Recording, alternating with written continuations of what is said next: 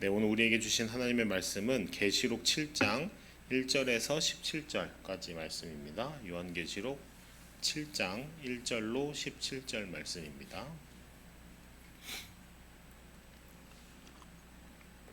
이 생명의 말씀을 한 절씩 교독하시겠습니다. 2일 후에 내가 내 천사가 땅 내 모퉁이에 선 것을 보니 땅의 사방에 바람을 붙잡아 바람으로 하여금 땅에나 바다에나 각종 나무에 불지 못하게 하더라. 하나님의 인을 가지고 해 돋는 데로부터 올라와서 땅과 바다를 해롭게 할 권세를 받은 내 천사를 향하여 큰 소리로 외쳐 이르되 우리가 우리 하나님의 종들의 이마에 인치기까지 땅이나 바다나 나무들을 해하지 말라 하더라. 내가 인침을 받은 자의 수를 들으니 이스라엘 자손의 각 지파 중에서 인침을 받은 자들이 14만 4천이니 유다 지파 중에 인침을 받은 자가 1만 2천이요 루벤 지파 중에 1만 2천이요 갓 지파 중에 1만 2천이요 1만 2천이요 므낫세 지파 중에 1만 2천이요 시몬 지파 중에 1만 2천이요 레위 지파 중에 1만 2천이요 이사갈 지파 중에 1만 2천이요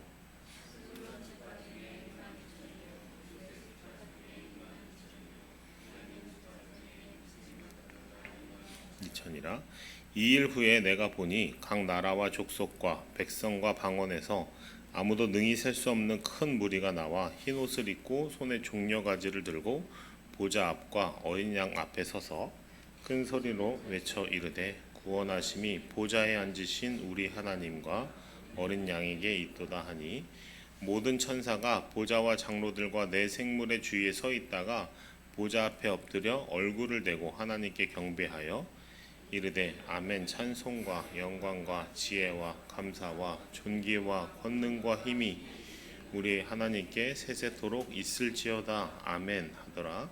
장로 중 하나가 응답하여 나에게 이르되 이 흰 옷 입은 자들이 누구며 또 어디서 왔느냐. 내가 말하기를 내 주여 당신이 아시나이다 하니 그가 나에게 이르되 이는 큰 환난에서 나오는 자들인데 어린 양의 피에 그 옷을 씻어 희게 하였느니라. 그러므로 그들이 하나님의 보좌 앞에 있고 또 그의 성전에서 밤낮 하나님을 섬김에 보좌에 앉으신 이가 그들 위에 장막을 치시리니 그들이 다시는 줄이지도 아니하며 목마르지도 아니하고 해나 아무 뜨거운 기운에 상하지도 아니하리니 함께 읽겠습니다. 이는 보좌 가운데 계신 어린 양이 그들의 목자가 되사 생명수 샘으로 인도하시고 하나님께서 그들의 눈에서 모든 눈물을 씻어 주실 것임이라. 아멘. 잘 아시겠지만 우리가 지금 보고 있는 요한계시록은 상징과 예언, 예언으로 가득한 책입니다. 근데 이제 성경에서 말하는 예언이라는 의미는 우리가 흔히 생각하는 이 미래의 일을 미리 알린다, 말한다라는 의미와는 조금 다른 의미를 가지고 있어요. 성경적 의미의 예언은 뭐 날씨 예보, 예측과 같이 할 때 쓰이는 미리 자와 말씀 원자가 합쳐진 의미에서의 예언이 아니고 그 단어가 아니에요. 한자로는 예금, 우리 적금 예금할 때 예금, 뭐 예치할 때 쓰이는 맡길 예, 맡기다 할 때 맡길 예와 말씀원이 합쳐진 단어입니다. 그러니까 물론 성경에서 미래의 일에 대해서 말하는 장면이 아주 없는 것은 아니지만 매우 적게 등장하는 반면에 그보다는 주님께서 이렇게 말씀하신다. 하나님께서 이렇게 말씀하신다. 너희는 들어라. 이런 식으로 표현된 문장은 수없이 많이 등장하죠. 그러니까 예언자는 미래의 일을 미리 알려주는 사람, 미래의 일을 미리 말하는 사람이라기보다는 하나님으로부터 맡겨진 말씀을 선포하는 사람인 것이죠. 그런 의미에서 예언자가 대언자, 대신 말하는 사람이라는 뜻으로 동의어가 되기도 합니다. 따라서 성경적인 예언은 미래의 시점에 관심이 있는 것이 아니에요. 미래에 어떤 일이 일어날지에 대해서 집중하고 있는 것이 아니라 지극히 언제나 항상 현재적인 관점을 유지하고 있다는 것을 기억할 필요가 있어요. 그래서 현재의 사건들을 하나님의 시선으로 해석하는 것, 그것이 성경적 의미의 예언의 초점이고 관심이다라고 생각하시면 틀리지 않습니다.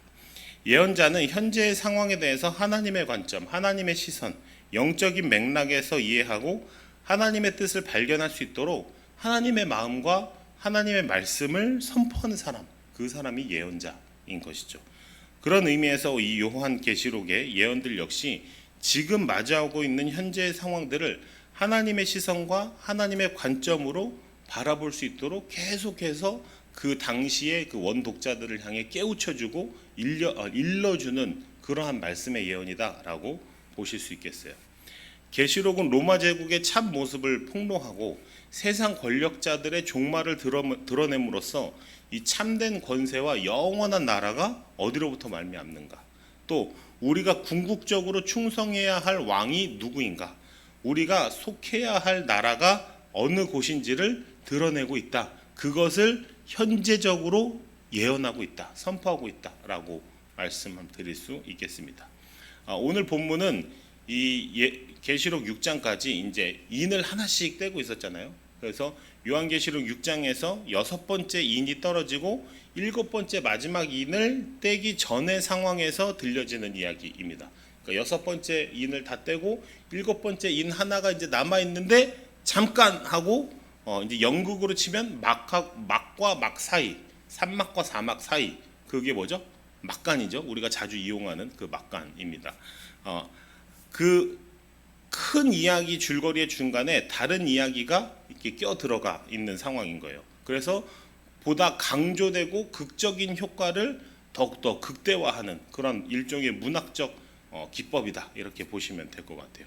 그래서 그 막과 막 사이에 이제 오늘 이야기가 극적으로 드러나 있다, 강조되어서 서술되고 있다라고 이해하시면 될 것 같고요. 그래서 오늘 본문은 인을 뗄 때마다 하나님의 심판이 더해지고 있는 중에 갑자기 우리의 시선을 하늘로 향하게 합니다.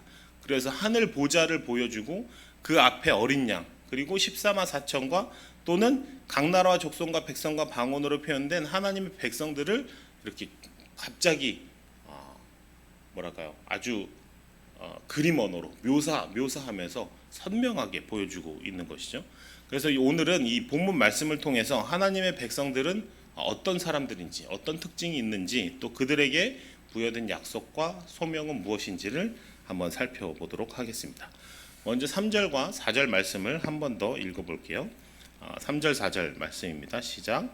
이르되 우리가 우리 하나님의 종들의 이마에 인치기까지 해하지 말라 하더라. 내가 인침을 받은 자의 수를 들으니 이스라엘 자손의 각 지파 중에서 인침을 받은 자들이 14만 4천이니. 네. 먼저 하나님의 백성들은 어떤 자들입니까? 인침을 받은 자들. 예입니다. 감사합니다. 쉽게 말해서 이마에 도장이 찍혀 있는 사람들입니다. 하나님께서 내 백성이라고 이 소위 찜공한 사람들이에요. 찜공. 사실 이것은 이제 구약의 맥락에 닿아 있는 표현인데요. 에스겔 9장 4절 말씀에 보면 다음과 같이 나와 있어요. 주님께서 그에게 말씀하셨다. 너는 저 성읍 가운데로 곧 예루살렘으로 돌아다니면서 그 안에서 일어나는 모든 역겨운 일 때문에 슬퍼하고 신음하는 사람들의 이마에 표를 그려 놓아라 라고 기록되어 있어요. 에스겔의 환상 중에 하나님이 예루살렘의 우상 숭배와 가증한 일로 인해서 예루살렘을 벌하고자 하실 때 예루살렘의 우상 숭배를 슬퍼하고 애통하는 사람들의 이마에 표를 그려놓고 그들을 심판해서 보호하겠다라는 말씀입니다. 비슷한 맥락을 또 우리가 아주 잘 아는 이야기가 있는데 혹시 어딘지 기억하실 수 있나요? 바로 쭉 거슬러 올라가서 출애굽기입니다. 출애굽기에서 이제 장자의 재앙, 모든 애굽의 장자가 첫 동물까지 첫째 새끼가 다 죽는 그 재앙이 임할 때 이스라엘 백성들은 어떻게 됐죠?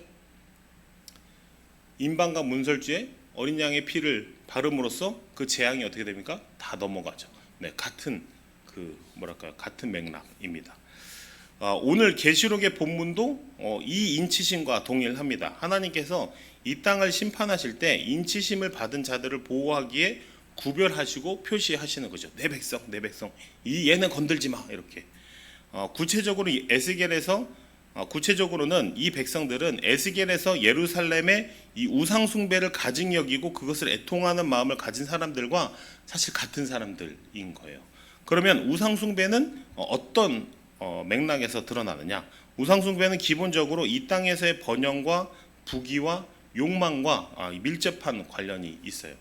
구약을 읽다 보면 사실 이런 의문이 들지 않으셨어요? 저는 청년 때 왜 이렇게 우상 숭배를 할까? 뭐가 좋다고? 그 하나님 이렇게 분명하고 계속 말씀하시고 회유하시고 때로는 벌 주시고 복 주시고 인도하시고 해달라는 거 다 해주는데 얘네는 왜 이렇게 쓸데없이 우상 숭배를 하지? 막 이런 생각이 든 적이 있었는데 그게 왜 그러냐면 이 우상 숭배가 결국에는 이 현실의 부귀와 안녕과 아주 밀접한 연관이 있기 때문에 그래요. 그 무슨 말이냐면 하나님의 복과 하나님의 뜻, 하나님의 개입, 하나님의 도우심, 하나님의 함께하심, 이것들은 너무 멀리 있다고 여겨지는 거예요. 즉각적이지 않다고 여겨지는 거예요. 하나님이 약속하시는 것은 내가 너 부자 되게 해줄게, 올해 농사가 풍년이 들게 해줄게, 너의 자녀가 아주 그냥 많게 해줄게, 이런 약속을 직접적으로 하시는 하나님이 아니잖아요. 하나님의 약속은 그런 게 아니죠. 내가 너를 부자 되게 해줄게가 하나님의 약속이 아니라 너는 내 백성이 되어라. 그래서 내 안에서 나의 풍성하고 충만하고 부유한 것을 마음껏 누려라, 이 약속이거든요. 그러니까 왠지 한 발 멀게 느껴지는 거예요. 그러다 보니까 이스라엘 백성들이 어디에 순종하고 어디에 조아리냐? 번영과 다산과 풍성한 소출을 직접적으로 보장하는 이 이방신들, 계속 많이 나오죠. 바알이라든지 몰렉이라든지 이런 식으로 여러 가지 그 우상 숭배들의 그 우상의 형상을 보시면 바로 아실 수가 있어요. 아주 다산과 풍요와 부요를 상징하는 그런 형상으로 되어 있거든요. 그러니까 그 우상들을 섬기는 거예요. 당장 나는 내 번영과 내 성공이 더 급하니까 하나님보다. 마찬가지입니다. 이 로마 제국 치하에서 초대교회 그리스도인들의 상황도 동일하죠. 이 계시록, 그걸 어디서 알 수 있냐면 계시록 13장에 보면 이 짐승의 표를 자들이 등장하고 있는데요. 소위 그 유명한 666입니다. 이 짐승의 표를 받은 사람만이 매매가 가능하다라고 이제 13장에 나타나 있는데요. 그렇다 보니 이 짐승의 표를 받는 것이 부와 번영과 밀접한 관련이 있다는 것을 우리가 알 수 있는 것이죠. 하나님의 인치심을 받은 자들은 이 짐승의 표를 받은 자들과 완벽하게 대비되는 사람들입니다. 이 짐승의 표를 받지 않음으로써 고난 가운데 있고 때로는 경제적인 핍박과 손해를 감수해야 하는 존재들이 바로 누구다? 하나님의 인침을 받은 사람, 하나님의 백성, 하나님 소속, 나는 하나님 편이야 라고 구별된 사람들의 상황인 것이죠. 하나님의 백성은 명확합니다. 제국의 황제, 제국의 문법에 충성하지 않는 사람들입니다. 당장의 부귀와 당장의 영화와 당장의 풍년을 위해 내 소속을 제국의 소속, 황제의 백성으로 자신을 그렇게 소속 지우지 않는 사람들, 그것이 바로 하나님의 백성들인 거죠. 그래서 이 땅에 고난과 손해가 있을지언정 세속 권세가 아니라 살아계신 하나님에게 충성하는 사람들인 거죠. 그래서 이것들이 이제 다른 표현으로는 에베소서 이런 데 보면은 서신서에도 종종 나오는데 약속의 성령으로 인치심을 받은 자들이다, 이렇게 다른 말로도 또 표현되고 있어요. 자, 두 번째로 오늘 본문에 나타난 하나님의 백성은 이 14만 4천 명이자 각 나라와 족속과 백성과 방언에서 나온 이 셀 수 없는 큰 무리들입니다. 이 오늘 본문 4절과 9절 말씀을 한 번 더 읽어볼게요. 4절부터 시작. 내가 인침을 받은 자의 수를 들으니 이스라엘 자손의 각 지파 중에서 인침을 받은 자들이 14만 4천이니. 9절입니다. 2일 후에 내가 보니 각 나라와 족속과 백성과 방언에서 아무도 능히 셀 수 없는 큰 무리가 나와 흰 옷을 입고 손에 종려가지를 들고 보좌 앞과 어린 양 앞에 서서. 이 먼저 14만 4천 명은 신천지 등의 이단에서 말하는 구원받은 성도들의 구체적인 숫자를 의미하지 않아요. 이 14만 4천 명 안에 여러분도 소속돼야 됩니다, 이런 식으로 이제 호도하는데 거짓이죠. 이 14만 4천은 뭐랄까요, 상징적인 수입니다. 이게 어떻게 나오는 숫자냐면 전통적인 이스라엘의 12지파, 그렇죠? 그 다음에 새 이스라엘을 나타내는 12사도들을 곱하면 얼마가 됩니까? 12 곱하기 12는 네, 계산해봐야 되지만 네, 144가 나와요. 네, 그리고 거기에 다 셀 수 없을 만큼 완전한 수효, 충만함을 나타내는 숫자 1000이 곱해지면 14만 4천이 되는 겁니다. 그러니까 전통적인 이스라엘, 새 이스라엘 그 숫자의 완전하고 충만한 그 하나님 백성의 수가 바로 14만 4천 명이라는 것이죠. 그런 상징적인 의미인 거예요.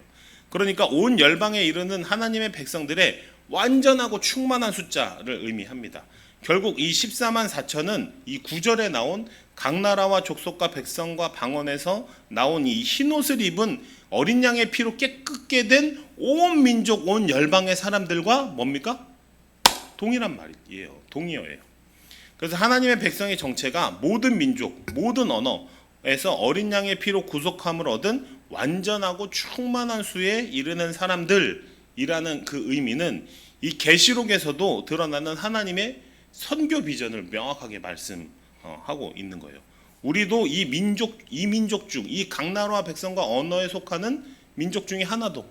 우리도 그렇게 전해받은 복음을 전달받은 우리도 그런 민족 중에 하나이고, 그럼에도 불구하고 이 14만 4천은 이미 계수가 끝난 수가 아니라 앞으로도 계속 계수되어야 될 수인 것이죠. 왜냐하면 여전히 많은 민족과 언어에서 하나님을 경배하고 예배할 자들이 남아있기 때문입니다.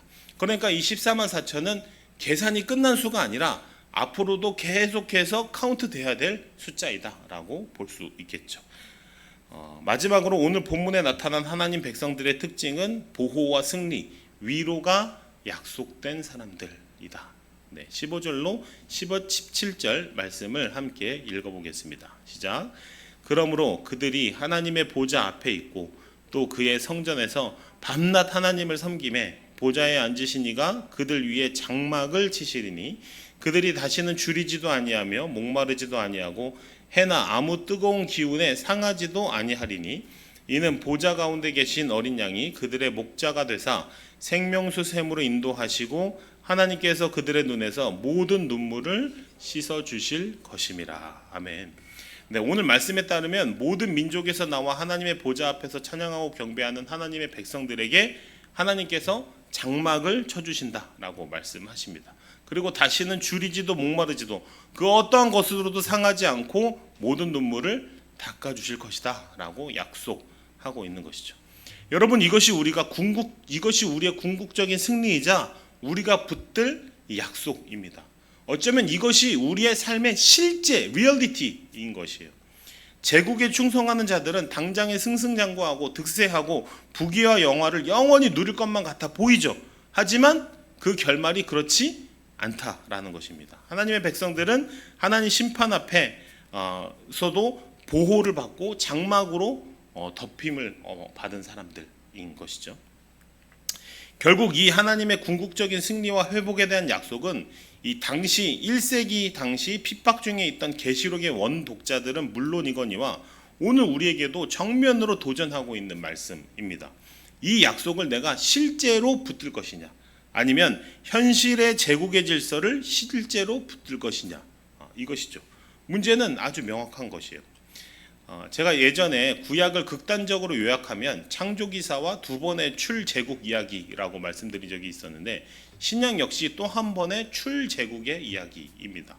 이 로마라는 역사상 가장 강력하고 짙은 영향력을 가진 제국에 순종할 것인가, 이 제국의 백성이 될 것인가, 아니면 로마 제국 속 이 나사렛이라는 변방의 아주 작은 곳에서부터 시작된 하나님 나라에 충성할 것인가, 그 나라의 백성이 될 것인가 라는 문제인 것이죠. 사실 우리가 신앙생활을 아주 어렵고 복잡하고 고차원적이고 다양한 것들을 이렇게 잘 수행해야 되는 것으로 오해하기 쉬운데, 사실 핵심은 명확해요. 어디 소속이냐 이것입니다. 제국의 소속이냐 하나님 나라의 소속이냐. 말씀을 맺겠습니다. 오늘 우리는 계시록 본문을 통해서 하나님의 백성이 어떤 특징을 가진 사람들인지를 살펴봤습니다. 그들은 인침을 받은 자들이고 세상 권세에 충성하지 않고 어린 양의 길을 따르는 자들입니다. 그 길은 때때로 고난과 손해, 손가락질과 불이익이 따르는 길입니다. 그러나 그 길 끝에는 하나님의 장막, 생명수샘, 그리고 모든 눈물을 씻어주시는 하나님의 손길이 있는 것이죠. 예수님은 요한복음 16장 33절에서 이렇게 말씀하셨어요. 이것을 너희에게 이르는 것은 너희로 내 안에서 평안을 누리게 하려 함이라. 세상에서는 너희가 환난을 당하나 담대하라. 내가 세상을 이겼노라. 이것이 복음의 반전이자 약속입니다. 세상은 강해 보이고 하나님 나라는 작아 보입니다. 우리 통장 계좌의 잔고가, 아니면 우리가 소유하고 있는 부동산이, 아니면 우리의 연금이, 우리의 노후 대비가 훨씬 우리의 삶을 든든하고 안전하게 보장해 줄 것만 같이 여겨집니다. 그러나 우리가 이 하나님의 약속을 더욱 실제로 붙들 때에 우리의 소속이 더욱더 명확해진다라고 말씀하고 있는 것이죠. 예수님은 말씀하십니다. 내가 세상을 이겼다. 그분은 로마의 십자가에서 죽으셨지만 바로 그곳에서 제국을 이기신 것이죠. 그분은 세상의 질서에 굴복하지 않으셨고 고난 속에서도 아버지께 충성하셨고 그것으로 죽음을 이기신 것이죠. 우리는 세상에서 환난을 당할 수밖에 없어요. 왜냐하면 주인이 다르기 때문입니다. 우리는 짐승의 표가 아닌 하나님의 인을 받은 자들입니다. 그러니 세상이 우리를 미워하고 차별하는 게 어쩌면 당연한 것이죠. 세상이 우리를 미워하지 않는다. 내가 세상에서 차별받지 않는다. 세상에서 살고 있는 게 전혀 불편하지 않다. 여러분 그러면 심각하게 고민하셔야 돼요. 이상하다. 왜 세상과 내가 왜 이렇게 잘 맞지? 짝짝꿍이? 내 이상한데? 이게 좀 돌아보셔야 됩니다. 로마는 무너질 것이고 바벨론은 불탈 것입니다. 그러나 하나님의 백성 그 와중에도 보호받고 승리할 것입니다. 사랑하는 여러분, 담대하십시오. 그리고 충성하십시오. 그리고 소망을 붙드시기 바랍니다. 그분은 이기셨고 우리는 그 승리하신 그분 안에 있습니다. 환난이 있을지라도 담대하고 세상의 미움을 받을지라도 의연한 이 소망의 인도를 받는 저와 여러분의 오늘이 되시기를 축복합니다. 기도하시겠습니다. 약속의 주님, 세상이 짐승의 표로 우리를 유혹할 때 우리가 어린 양의 인침을 기억하게 하옵소서. 당장의 손해와 고난 앞에서도 영원한 승리를 바라보며 담대하게 하옵소서. 하나님, 우리가 속한 이 땅의 질서가 아니라 하나님 나라의 질서, 하나님의 법에 순종하는 백성들이 되게 하시고 이 모든 눈물을 닦아주실 주님의 약속을 붙들며 살게 하옵소서. 내가 세상을 이겼노라 하신 주의 말씀처럼 우리도 담대히 주의 길을 따라 걸으며 영원히 보호하시고 인도하시는 그 하나님을 늘 신뢰하도록 인도하옵소서. 약속의 주인 되신 그리스도 예수님 그 이름으로 기도합니다. 아멘.